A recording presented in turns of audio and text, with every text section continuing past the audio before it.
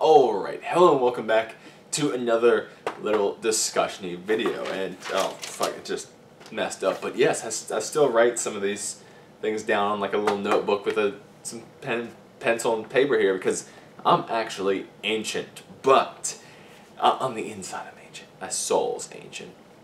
But anyway, today we're going to Today we're going to be talking about going first versus going second, and some of the implications that has on deck building, the goal of your deck, and we're going to touch on siding with first and second a little bit too. So talking about deck building versus going first and going second. Now this depends on what your deck wants to do.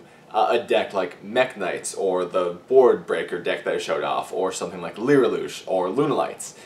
Things like OTK decks, or decks that want to break a board, or decks that rely on your opponent to have an established board already, are things that want to go second. Again, things like Relinquished would be like this as well.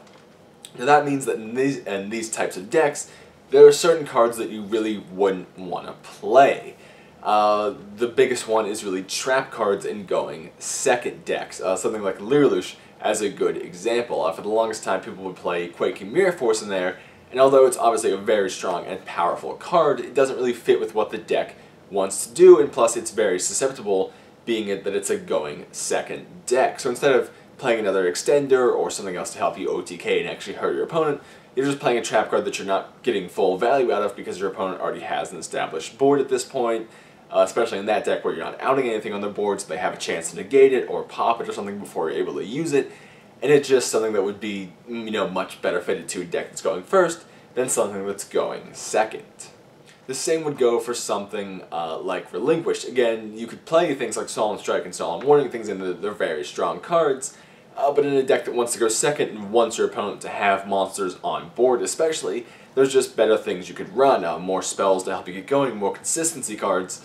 And it's just something that I see a lot of newer players making the mistake of, is they'll play a deck that, say wants to go second, or, wants to go first and maybe set up a board, something like Goki's, and, they'll be playing like a Mirror Force or something just because, it's a very powerful card, but you're not maximizing the value that you're getting out of that card when there are other cards you could be playing that would further your strategy even more. But that's getting a little off topic of going first versus going second, so let's go ahead and get into going first decks. Now this one, the category for going first is a lot smaller than going second. There's a lot more going second you don't want to play than there is for going first. But there are certain things going first that you wouldn't want to play. Things like, although a lot of going first decks, I know some going first decks I've played have Kaijus in them, it's something that you're not going to be able to resolve turn one, so it's a little bit lackluster, but does help you into the late game. But again, it's something that, looking at your turn one hand, just isn't really viable to use. You also have things like Evenly Matched, which is obviously in the side deck for going second, because if you see it going first, it's another card that you could have used to build up your board, or set some more back row, or stop your opponent, whereas it's just kind of a blank card in your hand at that point. Also, things like board wipes. Obviously, a lot of decks that go first, just because you're not guaranteed to go first, still play things like maybe Dark Hole or Raigeki specifically. But again, they're things that if you desperately just need to go first and want to go first, it does could waste a negate on your opponent's turn if you happen to go second. But again, if you just see it going first, that's something else that you could use to again further the strategy of your deck. Quick editing prof note here.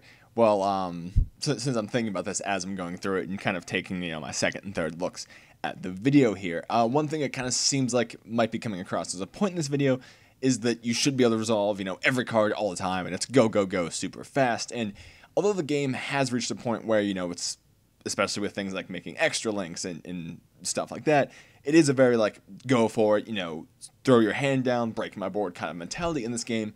But there is still a lot of value to holding back on resources and having cards going into your next turn. So this isn't saying that, you should be able to turn one, throw your whole hand down and have nothing for next turn. It's just saying that, it's better to have cards with some dual utility where you can hold back on them and activate them. So things like Raigeki, obviously, like I just mentioned, you draw turn one and it's dead, but it is still a resource you're holding on to, going into your second turn. But you could also have something like maybe, a Reborn card, something like a Goki Rematch, even though they, search they want to use it that turn. Something else maybe themed for your archetype where you could use it to extend that turn 1 or hold back on it. And so I just wanted to put that point in here that it's not just, go, go, go, throw it all down. It's just you don't want to have stuff that you can maximize on, once again, that point there. But let's get into siding for going first versus going second. And this is something I completely made the mistake of at my first regional. It's like a little bit painful to think about, but that was actually the format where ABC and Metal Foes were big. I think that was the one before that. I forget what was big at that event, but I was like, I'd lose, so there were games that I won. I somehow won games when I was that. I was really bad. But I'd win games, so obviously they'd be making me go second, and I'd still be siding in continuous trap cards, things like Light Imprisoning Mirror or something like that, where this is also kind of the same with siding in an anti-spell if you're going second. If your opponent's already able to establish their board, even if you see that kind of auto-win card, it's not going to help if your opponent already played through it, essentially. They already, say Pendulum Magician's already went and made their board, they have, the Naruto and a whole bunch of stuff up. There's not much point to having that auto-win card in hand if the window for it to be useful has actually passed. And that's something I did a lot of, was just going, oh, this card's, great for this matchup, so I'd put it in no matter what. But the time for it had just already gone and passed, and it was essentially just another useless card in hand that could have been, a Raigeki or a Dark Hole or something, where if you're going to go second, it can actually help you out of your opponent's board or stop what your opponent's doing, or something like Cosmic Cyclone against a back row deck. It's just definitely something to keep in mind when siding is the position that you're actually going to be going. And again, it seems rather obvious, but when some cards are super powerful, it just pays to keep in mind that they're not always as super powerful as you might think.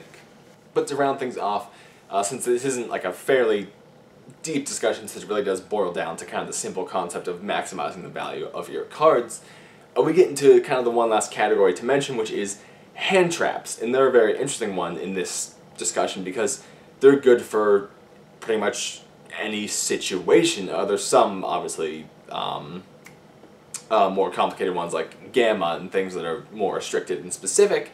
But most things like Ash Blossom or Ogre, and there's or now Ghost Bell, they're cards that are live all the time, and they can function as trap cards in a going first deck, where they're basically trap cards you don't have to set, or just disruption on your opponent's turn in a going second deck, where again they're just like traps that you don't have to set. So they work going turn 1 in the fact that they still function the same as something like a Solemn Strike would.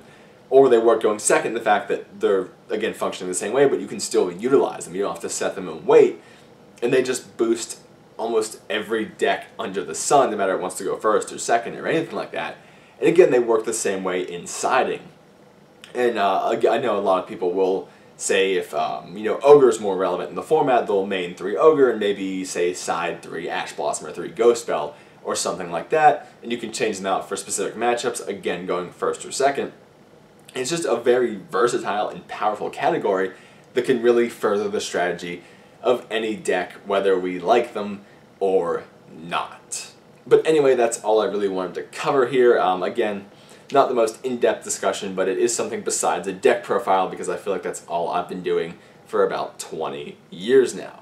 But anyway, usual plugs: Twitter, Discord, Patreon, all that lovely stuff, especially Patreon, because I don't put mid-rolls in because there's like 5 a video and they just stop the video and ruin the experience. So especially because I don't have those, if you want to support me there, even for that $1 a month, it would be greatly appreciated. And I could actually put it into getting better equipment and a better setup for myself to stop frame rate drops and get an actual microphone and stuff. But anyway, thank you for watching, and I'll see you later.